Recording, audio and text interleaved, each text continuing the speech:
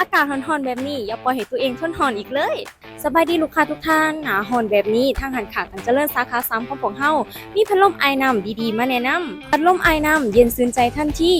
เปิดปุ่มเดียวรู้สึกเย็นทันใจประหยัดไฟง่ายเหมาะทั้งตั้งอยู่เฮือนและอยู่ห้านคาเฟ่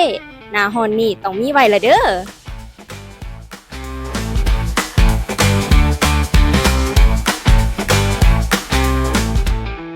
พิเศษสำหรับลูกค้าท่านใดที่ซื้อพัดลมไอน้ำอีโคไลน์ขนาด 40 ลิตรแถมฟรีไปเลยกระบอกน้ำ1 หน่วยด่วนๆในเด้อของแถมของพวกเฮามีจำนวนจำกัดสำหรับลูกค้าท่านใดที่อยากได้สามารถเข้ามาเบิ่งได้ที่ห้านค้าตังเจริญสาขา3ของพวกเฮาห้านค้าตังเจริญสาขา3ของพวกเฮาตั้งอยู่บ้านพลสวรรค์หลัก2ตรงกันข้ามกับแฟนซิปมอ TCR ศูนย์รวมวัสดุก่อสร้างและเครื่องตกแต่งบ้านครบวงจรสะดวกครบครันบริการประทับใจ TCR ขอขอบใจ